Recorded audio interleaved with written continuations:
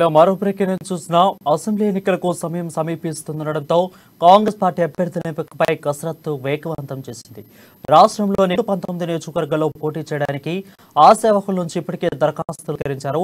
TPCC అధ్యక్షులు రేవంత్ రెడ్డి అధ్యక్షతన నిన్న పీఈసీ గాంధీ భవన్లో నిర్వహించారు. అధికార బీఆర్ఎస్ పార్టీని సమర్థవంతంగా ఎదుర్కొనే అభ్యర్థులను ఎంపిక చేయడానికి చర్చోపచర్చలు జరిపారు. 1000కి పైగా వచ్చిన దరఖాస్తులను ప్రదేశ్ సెలక్షన్ కమిటీ పరిశీలించనుంది. కమిటీ సాధించిన దరఖాస్తులను నిశ్చితంగా పరిశీలించి చివరకు ఒక్కో నియోజకవర్గానికి సంబంధించి 1 నుంచి 4 అభ్యర్థులను ఎంపిక చేసి ప్రాథమిక జాబితాను ఖరారు చేశారు.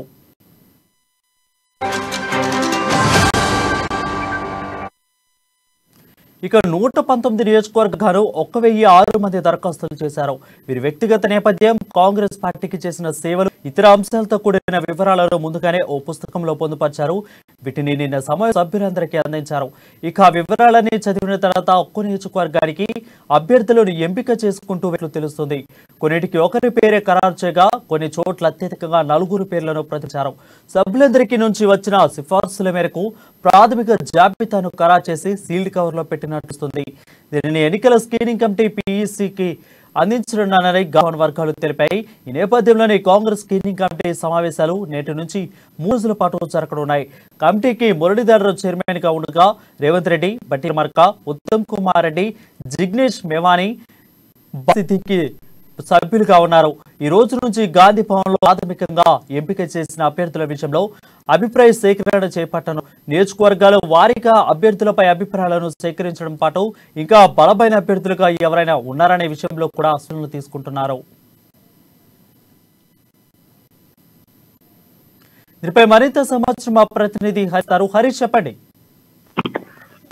రైతు వారిని ఈరోజు గాంధీ భవన్ లో టీపీసీ స్క్రీనింగ్ కమిటీ సమావేశం జరిగింది. నేపథ్యంలో ఉదయం 11 గంటల నుంచి సాయంత్రం ప్రదేశ్ ఎలక్షన్ కమిటీ సభ్యులకు సంబంధించి 28 సభ్యుల నిర్వహించారు. ప్రధానంగా కమిటీ చైర్మన్ తమిళనాడు మాజీ ఎంపీ కాంగ్రెస్ సీనియర్ నేత మురళీధరన్, అలాగే బాబా సిద్దికి, అలాగే జిగ్నే కవి, అలాగే టీపీసీసీ చీఫ్ రేవంత్ రెడ్డి, బట్టి విక్రమార్క, అలాగే ఉత్తమ్ కుమార్ రెడ్డి వీళ్ళంతా కూడా సభ్యులుగా ఉన్నారు.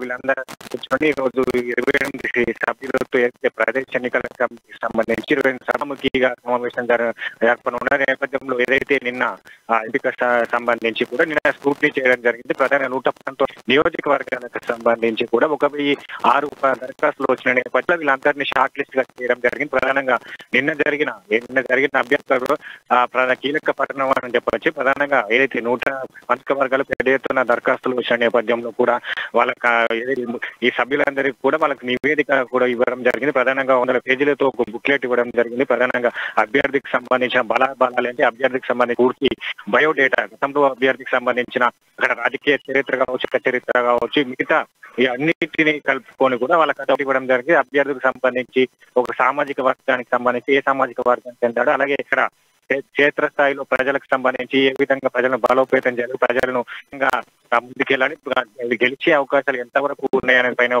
బుక్లెట్ ఇచ్చిన నేపథ్యంలో వీరంతా కూడా ముగ్గురిని టింగ్ నేపథ్యం కనిపించింది. ప్రధానంగా ఒక నియోజకవర్గానికి సంబంధించి ముగ్గురిని టిక్ చేసిన నేపథ్యం కూడా వీళ్ళ నివేదికను 1006 అభ్యర్థులు ఉన్న నేపథ్యంలో కూడా దాన్ని 300కు కుదిస్తూ కూడా నివేదికను ఫీల్డ్ కవర్ లో పెట్టి ఈ రోజు స్క్రీనింగ్ కమిటీ సమావేశం ముందు ఉంచారు. ఈ రోజు ఈ స్క్రీనింగ్ కమిటీ సమావేశంలో కూడా ప్రధానంగా నిన్న ఏదైతే సంబంధించిన సభ్యులు టిక్ చేసిన అభ్యర్థులు ఉన్నారో వాళ్ళకి సంబంధించిన అడగనున్న నేపథ్యం కనిపిస్తుంది. ప్రధానంగా అభ్యర్థికి సంబంధించి మీరు ఏ అభ్యర్థికి సంబంధించిన బలాబలాలు కావచ్చు, అభ్యర్థిని ఎందుకు ఎంపిక చేయడం జరిగింది, పలు అంశాలపైన కూడా ఈ రోజు సమావేశం జరిగింది. ప్రధానంగా ఈ రోజు ప్రదేశ్ ఎన్నికల కమిటీ సభ్యులతో స్క్రీనింగ్ కమిటీ సమావేశం ఉంటుంది.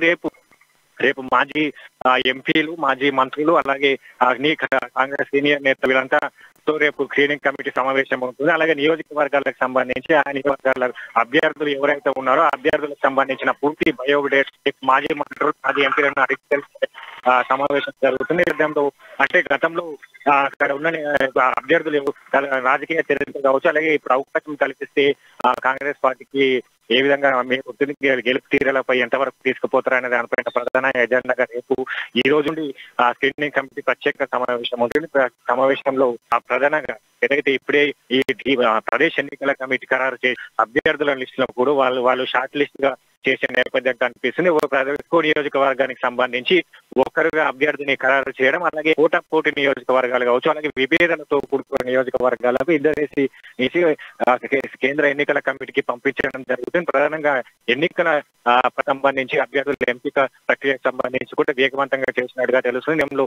నిన్న ప్రదేశ్ ఎన్నికల కమిటీ సమావేశం కావచ్చు, ఈ రోజు స్క్రీనింగ్ కమిటీ సమావేశం కావచ్చు, వరుసగా 3 రోజుల పాటు స్క్రీనింగ్ కమిటీ సమావేశం జరుగుతున్న నేపథ్యంలో కూడా అభ్యర్థులంతా కూడా గాంధీ భవన్ కి వస్తున్న పరిస్థితులు ఉన్న నేపథ్యంలో తమ ఎంపికను చేయాలన్నట్టు కూడా నిన్న ప్రదేశ్ ఎన్నికల కమిటీ సభ్యులతో నియమించుకోవడం జరిగింది. నేపథ్యంలో ఈ రోజు స్క్రీనింగ్ కమిటీ జరుగుతుంది. ఎల్లుండి 6వ తేదీన ప్రత్యేకంగా కమిటీ సమావేశంలో తుది అభ్యర్థుల ఫైనల్ లిస్ట్ ను వాళ్ళు ఖరారు చేసిన నేపథ్యం ఉంటుంది. అలాగే 7వ తేదీన ఇదంతా ఢిల్లీ అయితే సెంట్రల్ కమిటీకి నివేదిక అందించడం జరుగుతుంది. ప్రధానంగా 119 నియోజకవర్గాలకు సంబంధించి ఇప్పటికి నిన్న 27 అభ్యర్థులకు సంబంధించిన సింగిల్ నేమ్ అభ్యర్థులను కూడా ఫైనల్ అయినట్లుగా తెలుస్తుంది. నేపథ్యంలో ఇంకా 96 నియోజకవర్గాలకు సంబంధించి ఆ లిస్ట్ ను కేంద్ర ఎన్నికల కమిటీకి ఎల్లుండి screen పంపించనుంది. Right. Thank you, Harish, for the updates.